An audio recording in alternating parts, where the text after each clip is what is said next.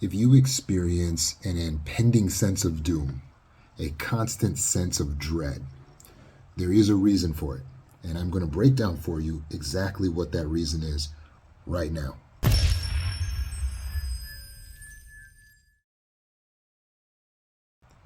If you have a constant sense of dread that you're experiencing day in, day out, and you're like, why do I always feel like something bad is going to happen even when everything is fine? It is because you are a trauma survivor and or an abuse survivor. You have to figure out how to survive when you're in a traumatic or abusive environment. Your brain is designed to protect you. I refer to the way your brain operates, systems without your knowledge, as the subconscious mind. So the subconscious mind is trying to protect you by releasing certain hormones that will equip you for the situation at hand. So you see, when you experience acute stress, your subconscious mind or your brain will release cortisol, for instance. Cortisol is an anti-inflammatory that will go into your system and act as a pain inhibitor, okay? In other words, it's basically like a painkiller, and it gets released into your system. Why? Because your subconscious mind is perceiving that there is a threat. That's a great system, isn't it? So your brain says, oh, there's something that's going to hurt us. Let's release some painkiller right here, right now. And that's a beautiful system, but the problem is for trauma survivors who were in ongoing abuse or ongoing neglect or ongoing trauma where they felt helpless and there was nothing they could do about it, their brain came up with an idea that if we just always believe that there is stress, then we'll always be ready. If we always believe there's a threat, then we'll always be ready. And so your system has adapted, or rather maladapted, to be dropping cortisol constantly. And so your body's becoming flooded with this hormone, which would normally act in acute situations as a painkiller. But now, because you're getting so much cortisol, it's actually acting as a pain enhancer. So now you're experiencing pain in greater amounts because anything that you touch or feel or go through or experience, you're extra sensitive to it because you're getting too much cortisol into your system. So it has the reverse effect. And where it was once going to protect you because you're getting too much of it, it's now actually making the suffering worse. It's important to understand what's happening here on the scientific level. It's not just to bore you with the details. You have to realize that all of this impending sense of doom that you're feeling inside your body, those sensations come from the hormones, the chemicals. So it's too much cortisol. But you have to go even deeper than that, because what's releasing the hormones and the chemicals? If you want to change this and not be in doom and in dread, you have to know where the actual matrix of the emotion is. And the matrix is the mind. So all of the emotions are coming from what's being perceived in your subconscious mind. So since the subconscious mind is perceiving that there's an ongoing threat, or we're always going to be in a threat, then it's releasing these hormones constantly. If you want to get out of feeling like you're always in dread and in doom, you have to change the perception of the subconscious mind, because the subconscious mind is perceiving that you are always in threat, or there is something that you are doomed in some way. Does that make sense? So the question really is, how do we change the perception of the subconscious mind so that it's not always thinking that we're under threat and we're in a constant sense of doom? The answer to that is self-talk. Yes, meditation, yes, mindfulness, yes, exercise, all those things are going to help. But if you really want to pinpoint what's really happening, you are telling a story to your subconscious mind. You are creating a vision to your subconscious mind that's basically telling it or giving it the indication that you are in doom, you are in danger, and you're keeping that going. You're doing it. So you have to change the self-talk. Now, sometimes the self-talk is automatically already programmed, so you may be doing it subconsciously. But when you're subconsciously saying, I'm in trouble. Oh man, things are going to go wrong. Well, it might be okay right now, but I know I'm going to lose what I have. If ever anything is going well, the other shoe is always going to drop. Uh-oh. Nothing seems to be the problem right now, but that's a sure indication that something will go wrong. I like what I have. I like how things are going. Oh no, I'm scared I'm going to lose it. These are ways that you're talking to yourself, either consciously or subconsciously. It's self-talk. Why does that matter? It's a story you're telling the brain.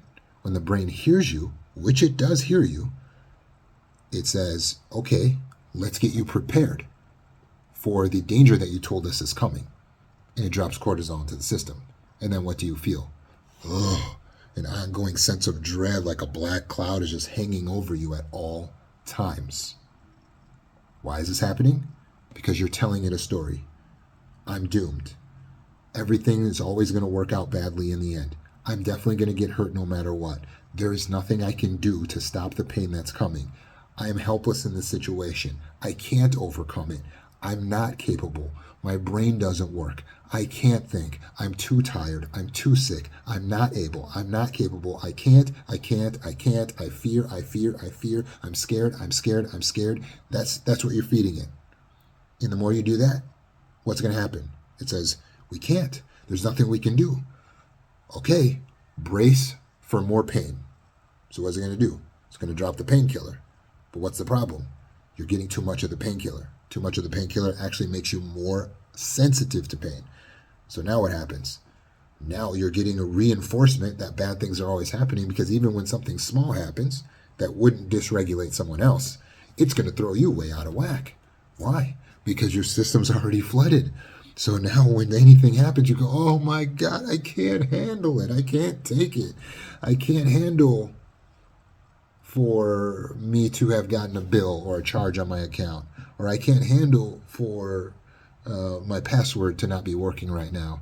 Or for someone to have said no, or for me not to have gotten a job interview, or for my boyfriend to be breaking up with me. Like any just things that people can handle on a day-to-day basis, you feel like you can't handle it. And then that reinforces the negative self-talk. I can't handle it. I can't. If you are teaching your mind that you can't, it will believe you. And it will make it true. You can't? Okay, then we will disable you. And your mind will have to go into some type of dissociation to protect you, or it's going to drop and flood your system with more cortisol. So if you're in a constant sense of dread, a constant feeling like something's going to go wrong, that's what's happening. Your system's getting flooded with hormones that are already imbalanced. Now you're hypersensitive. You are neurologically in hyperarousal. And so you're always looking for the bad thing to happen, the other shoe to drop. And as a result, you've created a reality for yourself which isn't in harmony with actual reality. It's actually worse than the way the world really is. It's worse. And that's pretty bad. So how do you get out of it? Well, yeah, we got to change the self-talk. Makes sense. That's the part you control. You don't release chemicals into your own system, right? So that's why emotions feel so out of control, because we're not actually releasing them. But you do decide what you focus the conscious mind on, what story you will tell your subconscious. So if you have an automatic thought that comes up that says, I can't, I'm not able, I'm scared, I'm alone, I'm in fear, you need to fight that thought with a new story. Typically, this new story will be the opposite of the old story, but ultimately it will be a propitious story that is designed, meaning it's something you're telling yourself that's to your own advantage, to your own favor. So instead of I can't, it's I can. Instead of something bad is going to happen, it's good things will happen. I believe I will win. I believe I can overcome this. I believe if I put my mind to it, I can figure this out. It's okay. It will all work out in the end. It's fine. Things are actually going really well right now, and I want to enjoy that. Let me go into gratitude meditation. Wow, I'm grateful for this. Yes. And I'm grateful for that. Yes. Oh, and that other thing. I'm really grateful to have that. Wow, I have so many things I'm so grateful for. I believe in myself. I know if I put my mind to it, I can do anything. I don't want what's potentially coming to happen. I don't want it to happen. Not, I can't handle it. Not, oh no, it's going to come. I won't be able to take it. No, no, no. I don't want it to happen, but if it does happen, I will be able to handle it. Do you see the subtle difference there? It's not, I can't handle it. No, no, no. It's, well, that wouldn't be my preference. It's not my preference for my girlfriend to dump me. It's not my preference for my husband to leave. It's not my preference for my kid to run away. But no matter what happens, I can handle it. I will be able to handle it when the time comes. It's key that you change the wording and you speak to your subconscious mind that way. You speak to yourself that way. Why? Do semantics matter? Yes. You have to look at your subconscious mind like it is an AI. It's an artificial intelligence. It's sitting there trying to figure out what to do for you. So just like you wouldn't type into an artificial intelligence, your computer or search engine, wording that's going to get you the wrong result, you're careful with the way you type in the wording to the search engine or to the artificial intelligence, because you know that it's based on that wording. It's the semantics that are going to produce the result. That's why you have to work your own brain the same way. The semantics matter, meaning the way you phrase things matters. It's not, I can't, I'll never get out of it, it's not going to work, it's all going to go wrong. No, no, it's, I can.